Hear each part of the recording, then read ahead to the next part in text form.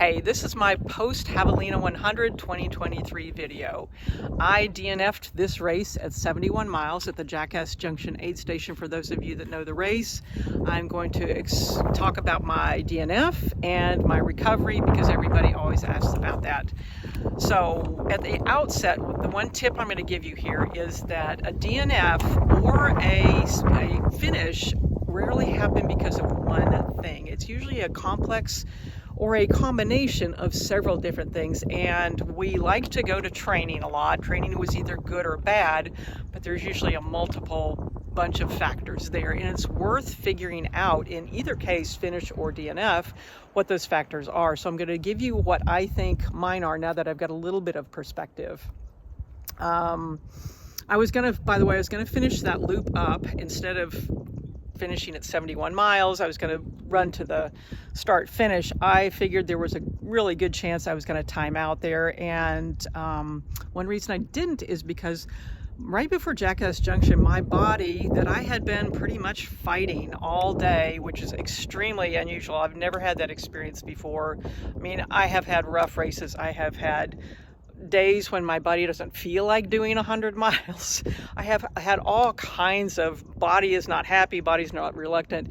This time I had really been fighting it, and as I mentioned in one of the previous videos, my body just felt like lead the whole entire time. It was an odd sensation, and right before Jackass Junction, it just kind of ground to a halt. My parents drive a Tesla, and it was a little bit like letting off the battery.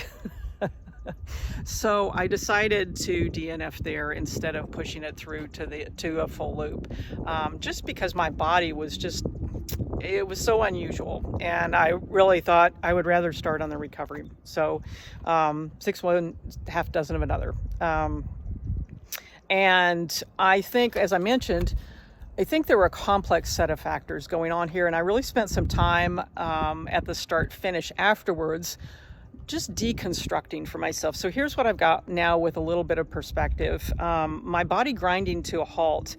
I really think I did a uncharacteristically poor job of recovering between the two races, between No Business 100 last weekend and this one. I know what to do. I know how my body responds, and I did almost none of that. I didn't get a lot of sleep. I was not very active.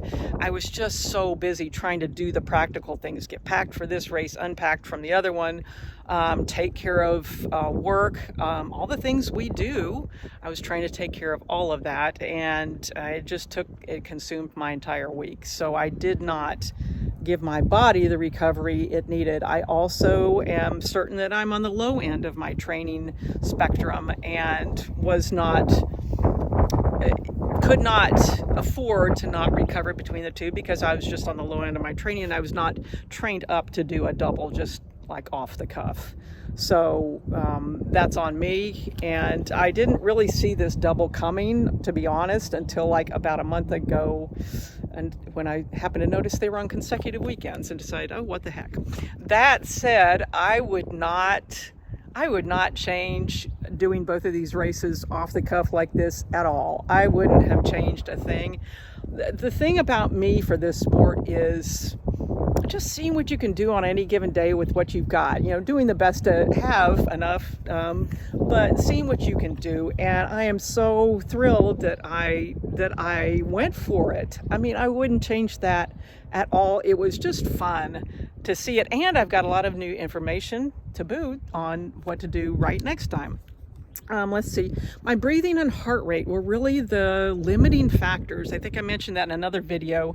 It was not my muscles per se until right before Jackass, where my body just kind of ground to a halt. But it was really, the rest of the time, it was really my breathing and heart rate. It was the same thing as at Superior. I think it just manifested more here because there's more running here. To Superior and No Business are both technical trails. There's more walking and hiking. They have longer cutoffs. I think here, because I have to be on my game with running and the cutoff is tighter, 30 hours, that didn't get masked or disguised, that showed up. So I think that was part of it. I have to figure that out still. I think I can do that. And I think just my training, I had changed my training in the last 2 years. in a couple different ways, and I just think I need to change a little bit of it back, so I'm going to spend a deep dive looking at that. And that's really it as far as the race goes. Recovery wise, what I did today, like I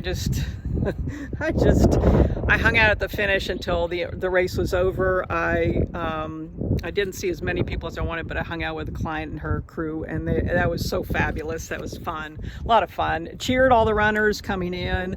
I love doing that here. That is one of the best parts of the race. So I make sure I've got like my glasses and my shoes and everything to change into afterwards, so I can hang out and cheer the runners coming in at the end. That is just the best. So recovery, I did like not a whole lot yesterday. Today I also already did my strength training routine very, very, very, very, very slowly. Holy cow, like like operating through peanut butter. And I'm getting ready to go walk my sister's dog with her. We're getting ready to walk around the lake here in Fountain Hills. So that'll be my first recovery activity, aerobic type activity. So that's what I'm doing on recovery today. It'll probably look a little bit different tomorrow. I may mix in some running, but I got my running shoes on right now, and we're going to go for a walk. So that is it. You all, no matter whether you have a finish or a DNF, really sit down and look at it and look at why. And it's probably a mix of factors. It's not usually one simple thing. We really like to latch onto training as the simple answer, or nutrition. It's easy to have a one bucket answer, and that's usually not the case. So look a little bit further. Challenge yourself to look a little bit further. All right? I hope you all had a great weekend. See ya.